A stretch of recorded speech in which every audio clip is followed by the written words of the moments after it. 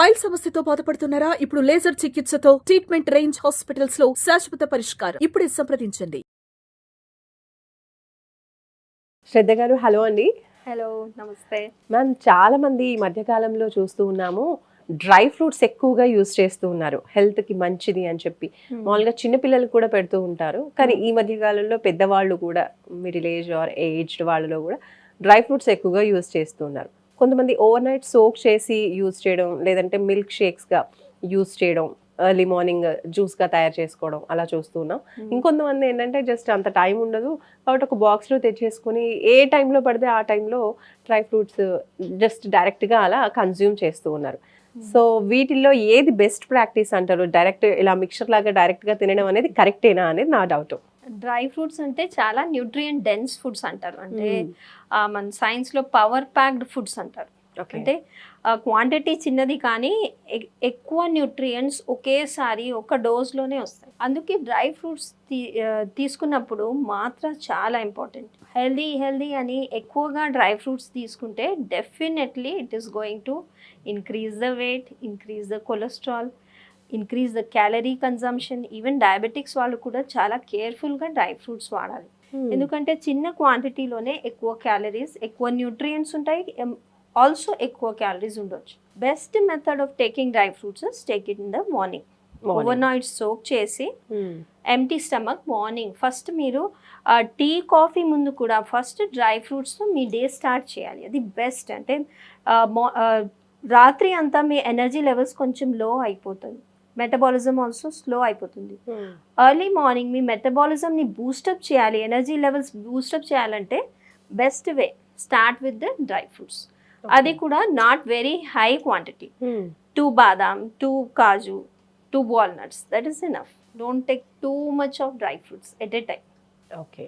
Dry ఫ్రూట్స్తో పాటు ఈ మధ్య కాలంలో ఎక్కువగా సీడ్స్ వింటున్నాం మనం. Pumpkin seeds, watermelon seeds, sunflower seeds అని చెప్పేసి. సో అండ్ ఫ్లాక్ సీడ్స్ కూడా ఎక్కువ యూజ్ చేస్తున్నారు. ఇవన్నీ కూడా కాంబినేషన్ అన్నీ కూడా కలిపి తీసుకోవచ్చు అంటారా? వీటిని ఎలా యూజ్ చేయొచ్చు?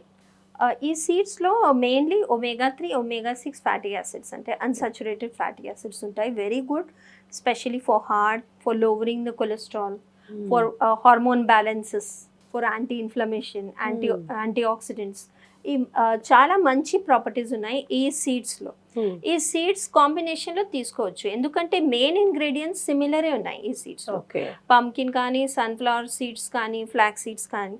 Flax seeds one thing very careful అంటే ఎక్కువగా హీట్ చేయవద్దు. ఫ్లాక్ సీడ్స్లో ఉన్న omega-3, omega-6 very easily destroy అవుతుంది. అందుకే take it as a raw or take it like a chutney. Make it into a paste, make it a chutney and add some flavours like you can add tomato, ginger, ఏదైనా పుదీనా అన్నీ కలిపి flax seed chutney లాగా use చేయవచ్చు. ఎక్కువ heat చేస్తే కర్రీస్లో ఇట్లా కొంతమంది ఫ్లాక్ సీడ్ పౌడర్ కూడా కర్రీస్లో పెడుతున్నారు, అది తప్పు. omega-3, omega-6 అంతా డిస్ట్రాయ్ అయిపోతుంది. So very mild roasting or take it like a chutney, that is best way. So ఎక్కువ కుక్ చేయకుండా, ఎక్కువ హీట్ చేయకుండా చూసుకోవాలి. ఎస్. అండ్ వీటిని కూడా ఇప్పుడు డ్రై ఫ్రూట్స్ లాగే ఓవర్ నైట్ సోక్ చేసి తీసుకోవచ్చు అంటారా, లేదంటే అలాగే డైరెక్ట్గా కన్జ్యూమ్ చేయొచ్చా? డైరెక్ట్గా కన్జ్యూమ్ చేయవచ్చు. వీటిలో సన్ఫ్లవర్ సీడ్స్ ఒకటి సోక్ చేసి తీసుకుంటే స్పెషల్లీ పీసీఓడి వాళ్ళకి చాలా లాభం ఉంటుంది.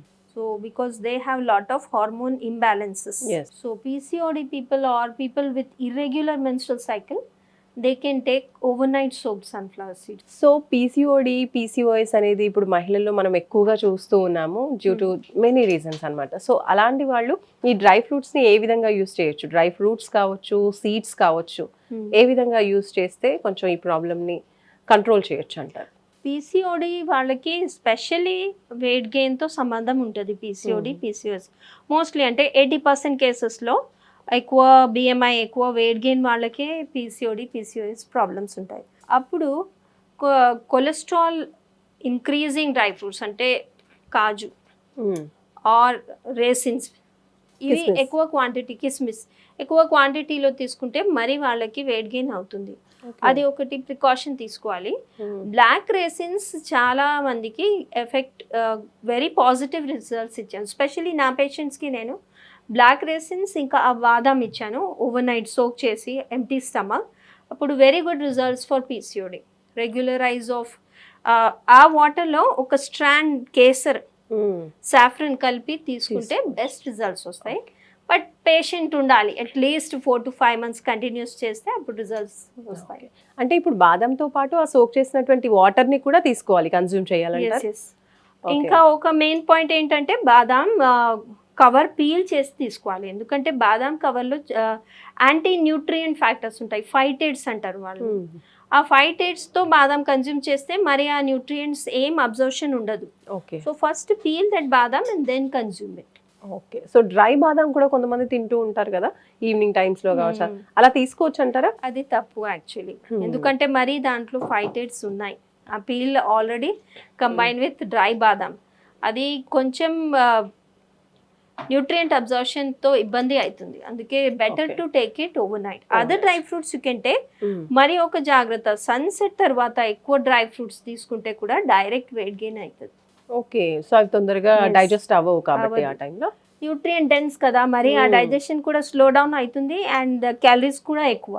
So don't take more of milk shakes with lot of this badam and all, especially sunset తర్వాత. ఈ మధ్య ఈ బాటిల్డ్ బాదాం మిల్క్స్ ఇవన్నీ కూడా వస్తున్నాయి కదా, దాంట్లో హెవీ షుగర్ ఉంటుంది, హెవీ బాదాం ఉంటుంది. అది స్పెషలీ నైట్ టైంలో తీసుకోవద్దు. ఓకే. సో ఓవరాల్ గా ఈ డ్రై ఫ్రూట్స్ అన్ని కూడా ఓవర్ నైట్ సోక్ చేసి యూస్ చేస్తే బెస్ట్ అని అంటారు. అండ్ కిడ్స్ కి కూడా ఇప్పుడు డ్రై ఫ్రూట్స్ ఇవ్వచ్చు అంటారా? మీరు చెప్తున్నారు ఇందాక క్వాంటిటీ అని, ఒక 2 తీసుకుంటే సరిపోతుంది. మరి కిడ్స్ కి ఏ విధంగా ఇవ్వచ్చు పిల్లలకి? కిడ్స్ కి ఏంటంటే మెటబాలిజం వెరీ షార్ప్ ఉంటుంది, వెరీ హై ఉంటుంది, ఫిజికల్ యాక్టివిటీ ఎక్కువ కూడా ఆడుతూ ఉంటారు. కానీ ఇది హెల్దీ అని ఈ మధ్య ఒక ట్రెండ్ వచ్చేసింది. చిన్న చిన్న టాడ్లర్స్ కి కూడా పూరా ఫుల్ డబ్బా డ్రై ఫ్రూట్స్ ఇస్తున్నారు పేరెంట్స్.